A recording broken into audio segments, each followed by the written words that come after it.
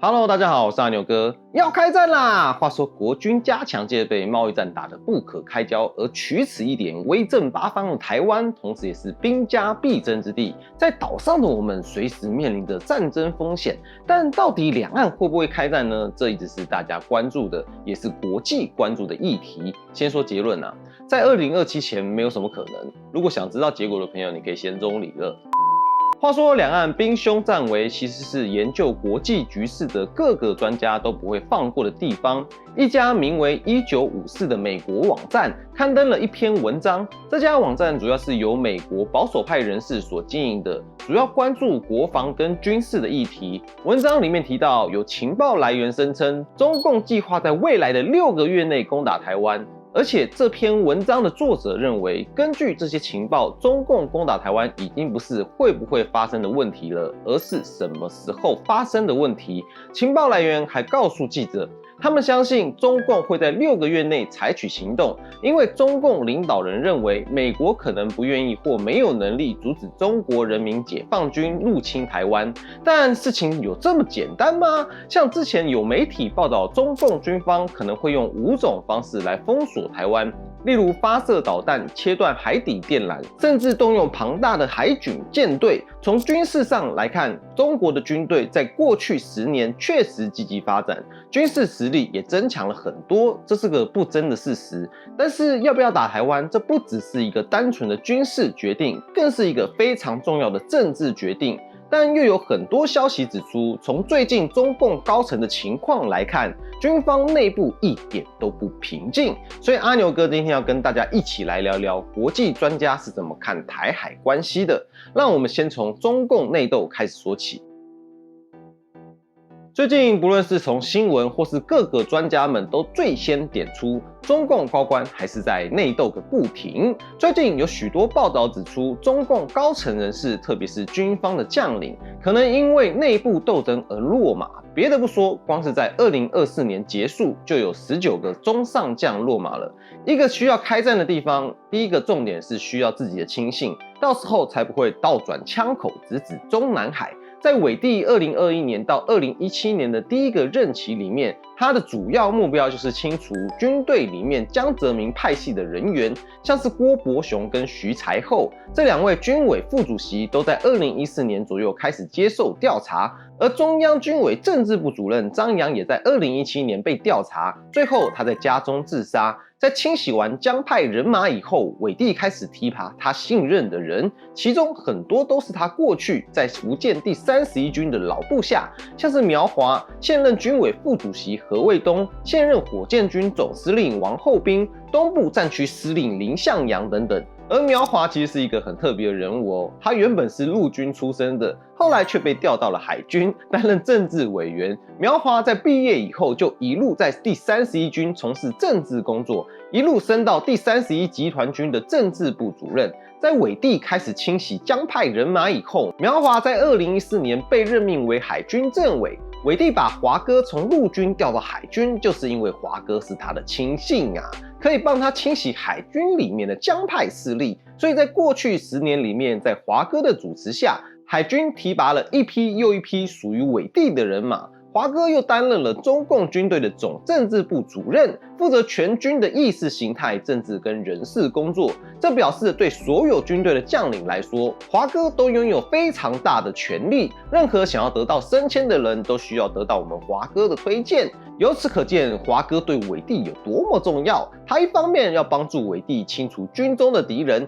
另外一方面透过他可以控制整个军队将领的任命权。一个很明显的例子，那就是2023年爆发的火箭军贪污案。当时前后3任火箭军司令，包括李玉超、周亚宁，跟后来升任国防部长的魏凤和，他们都被调查了。而魏凤和的案子又牵涉了继任国防部长李尚福，当时包括火箭军的多名副司令员，例如张振中、刘光斌也接受了调查。火箭军的高级将领频频被撤职，而后续的安排是把当时在海军任职的王厚斌跨军种调到火箭军担任司令员。王哥长期以来都是华哥的下属，火箭军是一个技术性很强的军种，却从其他军种调人过来担任司令员，这显示出了伪帝对火箭军上下都不放心，所以让华哥调了自己的亲信，空降到火箭军担任最高司令官。而能不能服众，这就是另外一回事了。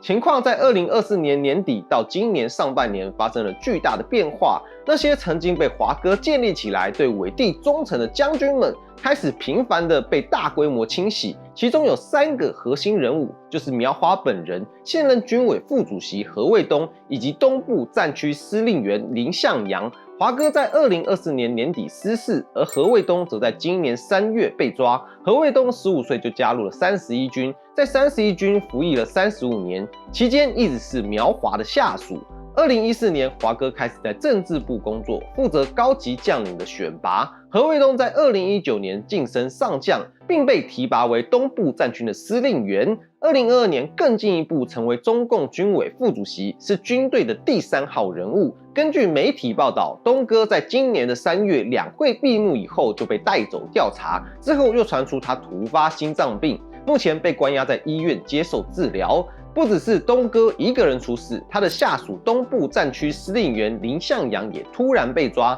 有媒体报道，向阳哥初步被抓的罪名是泄露了台海的作战计划，但是向谁泄密的目前还不清楚。向阳哥也算是伪帝的亲信，他本来就是福建人，毕业以后就加入第31军，先后服役长达了30多年。在伪帝登基之后，他也是步步高升。2022年担任了东部战区司令员。此外，围绕着何卫东跟苗华，他们身边的其他一些人也陆续出了问题，像是东哥的前上司赵克时，他也是31军的老人了，曾经担任31军参谋长跟军长，之后又担任了南军军区的司令员。何卫东跟苗华都算是他的下属，所以伪帝跟军方现在首要问题是内部的政治斗争，这是一场你死我活的权力斗争，只要稍有不慎的话，就很有可能像是薄熙来，也就是伪帝的对手一样身败名裂，甚至是丢了性命。在这种情况下，该怎么分心去考虑攻打台湾呢？毕竟权力的斗争可是拳拳到肉的。目前的情况是，伪帝提拔的将领们被清洗了，他就没有可以信任的新人来指挥攻打台湾的战争了。如果把枪交到别人的手上，那他倒转枪口怎么办呢？这次清洗的苗华、何卫东等人，不论是伪帝自己做的，还是军中反对他的人做的，都会带来一个直接的结果，那就是军中不再有伪帝可以完全信任的人。毕竟他自己也不是军人出身，虽然从他登基以来到2024年3月底，已经为中共跟世界指明了250个方向，但是攻打台湾嘛，他也不可能亲自上阵，一定要把军权交给军中的大将。而如果军中没有他信任的人，这场仗就很难打起来。毕竟他也不是我们的董王嘛。接下来让我们讲讲比较实际的层面吧，那就是以目前中共的经济，其实没有办法支撑台海战争。就像是古代的兵书《孙子兵法》所说的一样，兵者，国之大事，死生之地，存亡之道。也就是发动战争，这绝对不是儿戏。大炮一响，黄金万两，它可是关系到国家的生死存亡。中共目前统治者拥有14亿人口以及庞大经济体的神州。根据统计，沦陷区每年的国民生产总值高达了17万亿美元，各级政府和垄断行业也能够获得数万亿美元的收入，但是人民却穷得响叮当。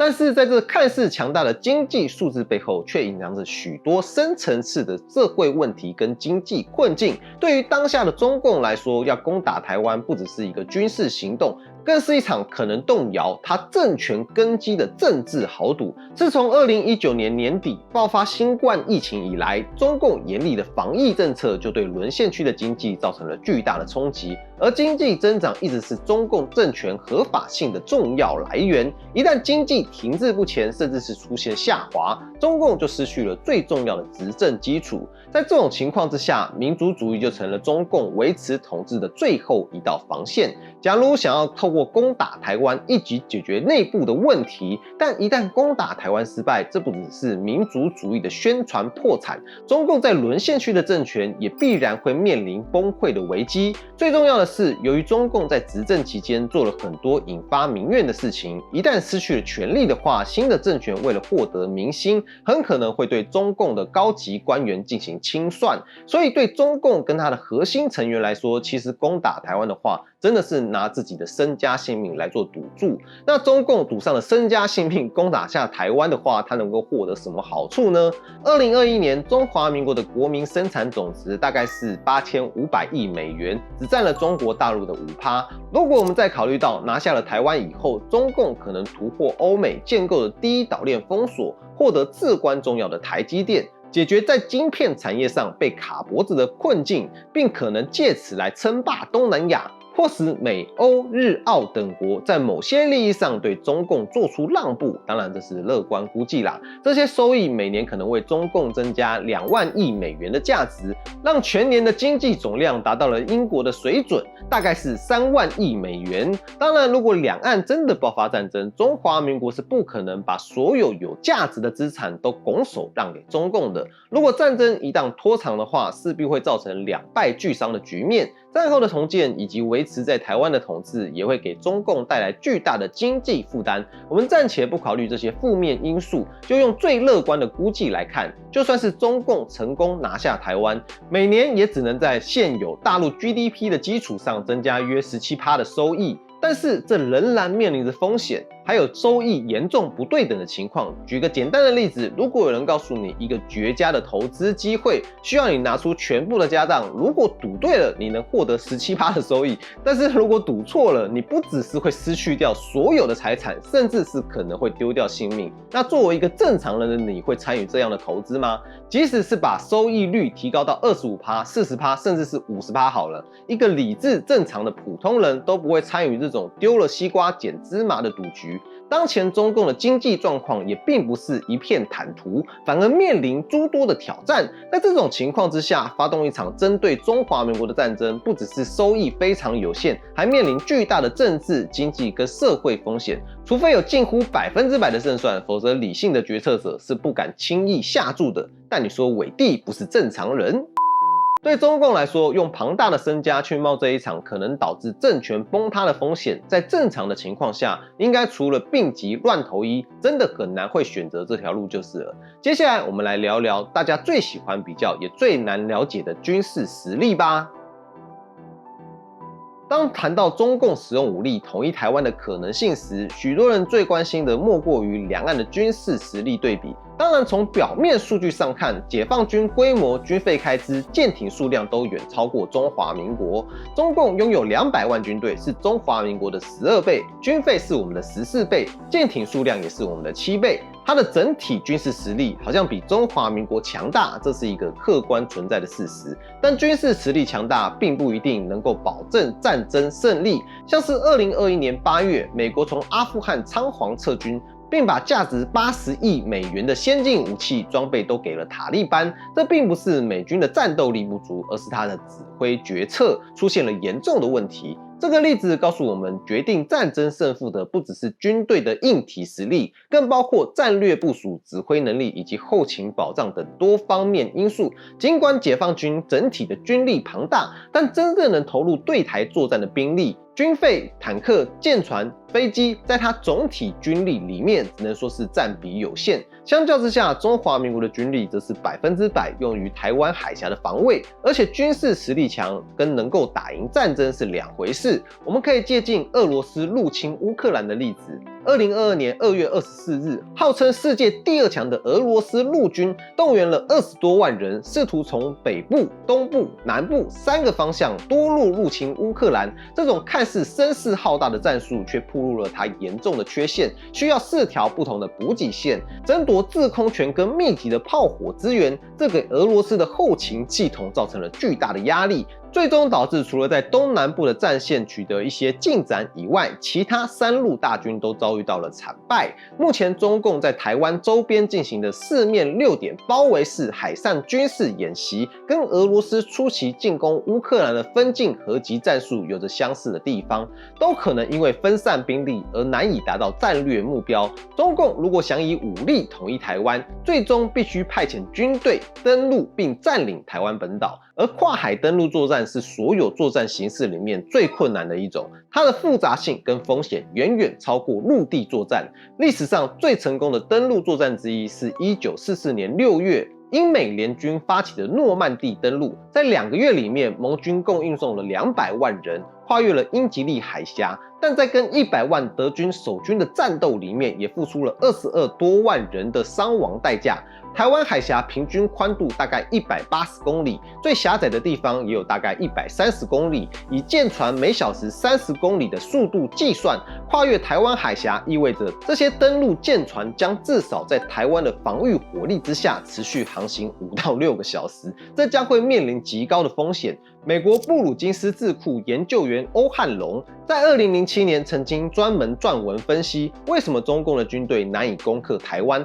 他透过对历史上成功的登陆作战进行研究，总结胜利需要满足3个关键条件：第一，获得完整的制空权；第二，攻击方在登陆地点的兵力以及火力数量必须超过防守方；第三，攻击方对登陆点的军力跟装备增援速度必须快于防守方。从目前状况来看，中共军队还没有这个能力确保实现这3个登陆作战成功的必要条件。龙哥的结论是，如果大陆全面入侵台湾，不只是会遭遇到失败，也会造成现代战争史上最惊人的损失，而且台湾甚至不需要美军的直接参战，听起来挺不可思议的，对吧？美国军事专家在智库战略与国际研究中心进行了一次长达7小时的兵棋推演，模拟中共入侵台湾最开始3周的战斗。主持这次兵推的 CSIS 资深顾问坎森指出，在多数设想下，美国与台湾能成功防卫这座岛屿。这与许多人的印象不同，在这次兵棋推演里面 ，CSIS 推测中共能够运送到台湾岛上的士兵大概只有2.2万人而已，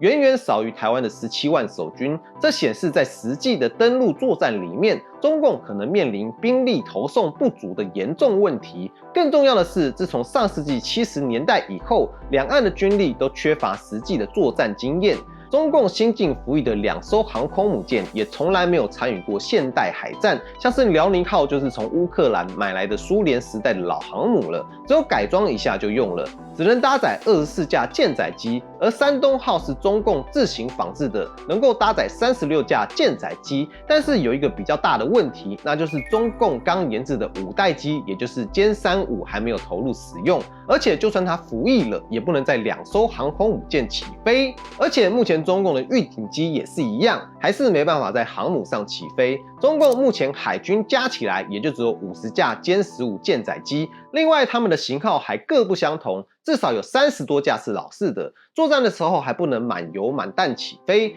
这个作战起来也只是美国的活靶子而已。他们的真实战斗力跟经历过2战大规模海战的美日海军相比起来，只有被按在地上摩擦的份。而第3艘航空母舰其实是非常有战斗力的，它比前2艘加起来都还要强啊。但它预计也要在2025年年底或是2026年才能服役，就算它服役了以后，还需要1-2年的训练时间，所以在2027年前要开打，实际上是非常困难的。而且在双方士兵都没有经过实战检验的情况下，天然的就更有利于防守方。乌克兰军队的表现就是一个例证，这支被认为较弱的军队已经与强大的俄罗斯军队进行了很久的激烈战斗，让俄军陷入了类似阿富汗战争的困境。最后来聊聊大家最常讨论的，打起来了，其他国家会帮忙吗？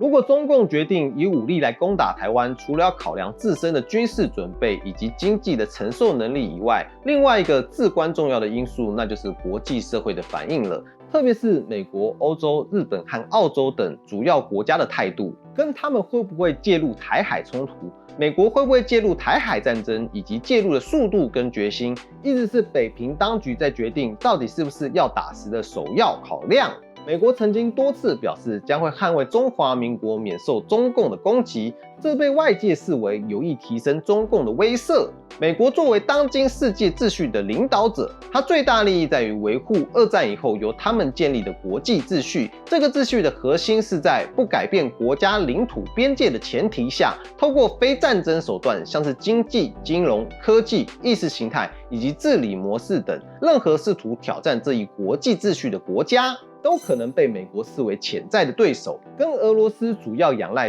资源出口不同，沦陷区的经济极度仰赖出口跟全球化。在2020年到2021年期间，沦陷区经济能够获得少量的增长，主要就是依照出口顺差拉动的。一旦美国发现中共出现想要攻打台湾的迹象，中共庞大的美元外汇储备、黄金库存以及权贵们在海外的资产，都可能暴露在西方的打击以及封锁措施之下，这将严重损害中共的战争财政系统，不只是会进一步降低他想要攻打台湾的胜算，还可能会引发中国大陆内部的政权不稳。换句话说，中华民国越展现我们独立抗共的能力，西方国家就越有可能亲自介入来打击中共。从更广泛的东亚局势来看，美国、韩国跟日本，他们有明确的协防义务，这两国也有大量美军驻扎。虽然日韩立即受到军事威胁的风险相对较低，但在提升自身防卫能力的积极上，却远远高于我们中华民国。以日本为例，前首相安倍晋三在任期间，不断修正集体自卫权的定义，提升日本的自我防卫能力。韩国近年来也积极研发许多武器装备，甚至成为世界前10大的军售出口国。即使有美国的保护伞，日韩还是持续增强自己的防卫能力。如果制衡中共是美国长期且跨党派的目标，那美国就会在东亚寻找合作的盟友。但是如果合作的对象在采购军备方面都犹豫不决，那如果要把这个地方进一步规划成美军在东亚制衡中共的军事基地，自然就难以成为可行的选项了。中华民国的军购预算需要经过立法院的批准，如果朝野没有共识，军购预算就可能会被延宕，或是大幅度的削减。此外，就算美国愿意卖武器给我们，我们也不可能每次都能够全盘接受。当然，美国的军售也存在自身的问题，像是军售出现延迟交货的情况。近年来，美国智库分析认为，中华民国的国军战力以及人民抵抗侵略的决心不足。中华民国国防安全研究院的民调也显示，有将近一半的台湾人对于国军的防卫能力没有信心，却有超过一半的人认为美国会派兵保护我们。在这种情况下，如果台海发生战争的话，连台湾自身都缺乏防卫意识，只会等待美国救援。那美国为什么要为我们付出这么巨大的代价跟中共开战呢？值得注意的是，7大工业国集团外长近期发表联合声明，没有再提及一个中国政策，并强调维护台海和平稳定的重要性，反对任何单方面透过武力或是威胁改变现状的企图。这显示国际社会对中共强硬态度是越来越明显了，不愿再一味顺从。全球对中华民国的支持以及我们能见度的提升，部分原因在于我们在全球晶片供应链中的关键地位，以及地缘政治压力下的讨论。此外，中共多年来的藏蓝外交也造成了国际社会的普遍反感。当然，我们也不能过于乐观，国际局势瞬息万变，必须尽可能提升自己的实力，才能在未来不确定的局势里面能够掌握主动权。面对中共日益增长的军事压力、经济胁迫以及国际上的外交打压，我们唯有秉持庄敬自强的精神，坚持自身的防卫能力，并凝聚内部团结，才能在复杂的国际局势里面确保国家安全跟有序发展。国际社会对我们的支持固然重要，但不能过度依赖外部力量的保护。正如分析所指出来的，国际局势复杂多变，各国的决策最终还是会以自身利益为考量。我们必须展现出坚定的自我防备决心跟能力，才能赢得国际社会更坚实、更长久的支持。中共的军事准备虽有不足，但他们对台动武的意图不容轻忽。中华民国不能把国家安全完全寄托于外部力量的介入，唯有持续投资国防，强化军队战力，提升不对称作战能力，才能有效吓阻中共的进犯，并为国际社会的驰援争取时间跟空间。借鉴日韩积极提升自我防卫能力的作为，我们更应该加强国防自主研发，并跟理念相近的国家深化安全合作。我们内部应该要超越党派的分歧，凝聚守护中华民国、捍卫民主自由生活方式的最大共识。唯有团结一致，才能够形成强大的内部力量，共同应对来自中共的各种挑战。社会各界应该要认清，真正的威胁并不是来自内部的矛盾，而是来自外部的那个始终要把消灭中华民国当成终极目标的中共政权。历史跟现实都清楚地表明，自从中共建政以来，它的目标始终是取代中华民国，实现所谓的统一。中共从来没有放弃武力犯台的选项，并且不断加大对台湾的军事、经济跟外交压力。我们大家必须深刻地认识到，中共才是中华民国生存跟发展的最大威胁。任何对中共抱持不切实际幻想，或是试图跟他妥协的态度，都可能把我们推向危险的境地。中华民国可贵的是，这是一个亚洲第一个尝试民主共和的国家。以前人觉得不可以没有皇帝，也不可以没有贵族，但是中国那个时候有很多前辈认为人民可以自己当家做主，我们可以作为自己的主人。但为什么中华民国这样的立国精神在台湾可以被接受呢？虽然这听起来很别扭啊，但民进党也不敢完全否认，因为彼此之间还有一个共同的价值观。你看共产党为什么不这样呢？他一上来就把中华民国给打翻了，因为共产主义根本没有打算让人民当家做主，所以一个想让人民当家做主的政党，怎么可以让人接受呢？因为他打从心里面就没有人民。中共还没有窃国以前，那时国民党在神州大陆批评最严重的就是他不民主，所以共产党强调他最民主。那现在在大陆的人，有人敢说中国要民主吗？虽然他们说自己是民主的，但是目前讨论最严重的是中国人不能有民主，因为民主会乱。我们现在要做最重要的事，就是要让人民有当家做主的机会。我们当主人不容易，所以会有乱象，这是无可奈何的事，我们都还要学习。但至少人民是主人，而不是奴隶。中共的国歌其实很完美的呈现了这个意象，但它现在搞成什么样子呢？虽然目前军事反攻上基本是很难的，但为什么我辈都还没有放弃呢？因为我们心中一直有一个梦，要让人民当家做主的梦，一个向往自由的梦。好了，那今天故事我们先说到这里了。如果你喜欢这期节目的话，欢迎帮我们按下订阅，并且分享出去。如果有能力的朋友可以加入我们的会员，或者按下超级感谢啊。另外，我们第一群已经开放了，欢迎大家一起进来聊天就是了。我是学习笔记，我们下次再见喽，拜拜。